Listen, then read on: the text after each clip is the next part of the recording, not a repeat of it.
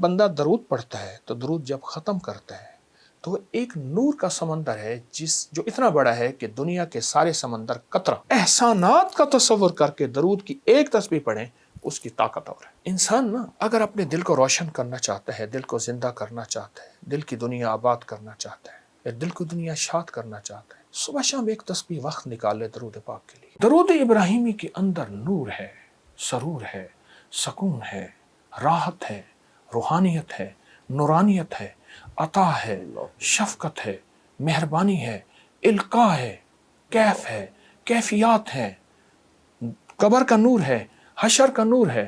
عجیب بات بتاؤ، ہمیں قبر میں جب بندہ جائے گا تو سارے چھوڑ جائیں گے، بھائی نہ تو کام آئے گا، نہ کوئی فرزند، عرصہ نہیں کھل جائے گا جب آنکھ ہوئی بند، وہ کام کرو جس سے خدا ہوئے رضامند، ہوشیار کے ہونا ہے تمہیں خاک کا پیوند۔ اللہ یوم یفر المرء من اخیہ و امہ و ابی و صاحبتہ و بنی، کوئی کام نہیں آئے گا۔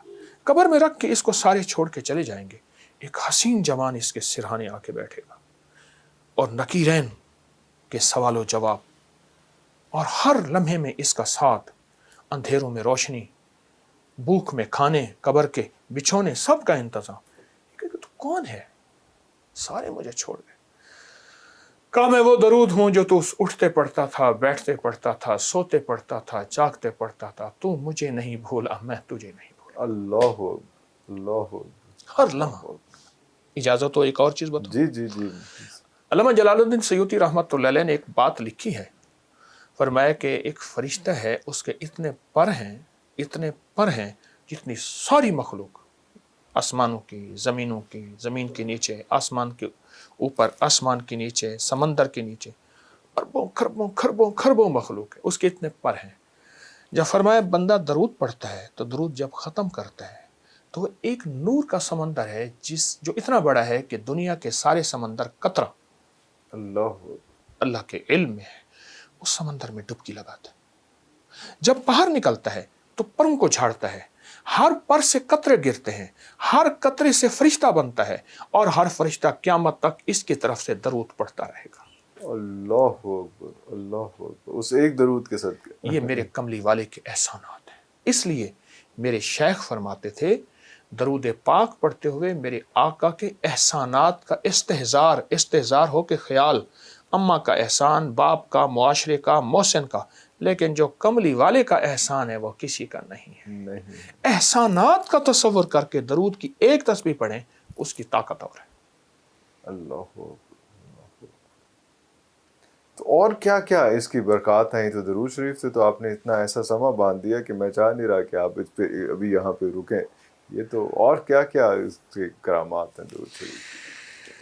اللہ انسان نا اگر اپنے دل کو روشن کرنا چاہتا ہے، دل کو زندہ کرنا چاہتا ہے، دل کی دنیا آباد کرنا چاہتا ہے، دل کو دنیا شاد کرنا چاہتا ہے، صبح شام ایک تسبیح وقت نکال لے درود پاک کے لیے، ضروری وقت نکال لے، اور درود پاک کو توجہ سے پڑھے۔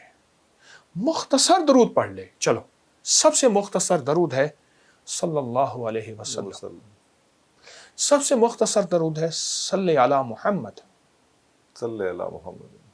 یہ بھی مختصر درود ہے۔ کوئی درود پاک مختصر کر لے۔ میں ایک عمل بتاتا ہوں آپ کو، وہ ہے کہ بعض اوقات نا انسان کی کچھ خطائیں ایسی ہوتی ہیں جن کی وجہ سے اس کی عبادتیں اس کے منہ پہ مار دی جاتی ہیں۔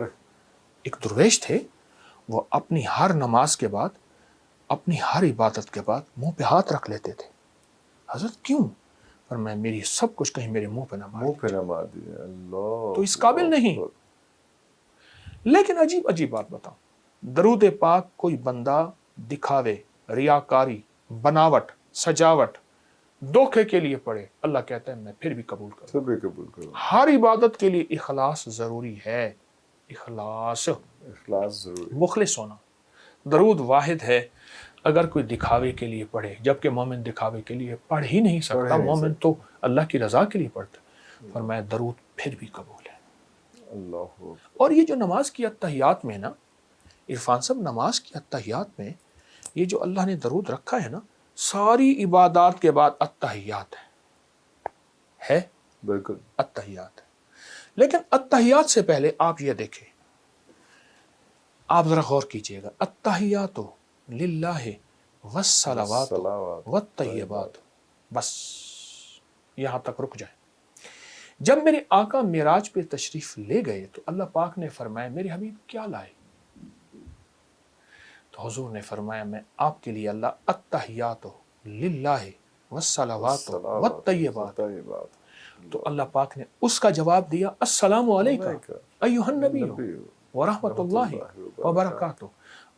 اگلا بھی عجیب سوال جواب دیا، اللہ پاک نے عجیب عطا فرمائی، کیا؟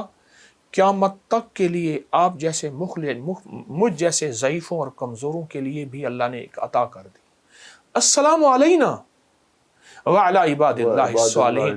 اے میرے حبیب آپ جب جائیں گے نا، آپ کی غلامی کرنے والوں کے لیے بھی میرے سلام ہے۔ سلام، اللہ اکبر۔ آپ غور کریں۔ اچھا اب اس کے بعد اگلی کہانی اور سچی کہانی، التحیات للہ والصلوات والطیبات والسلام علیک ایھا النبی ورحمۃ اللہ وبرکاتہ والسلام علینا وعلی عباد اللہ الصالحین۔ ٹھیک، اس کے بعد اشہد اللہ پڑھ کے سارا کچھ پڑھنے کے بعد پھر آپ درود پڑھتے ہیں، اور درود آخر میں پڑھتے ہیں۔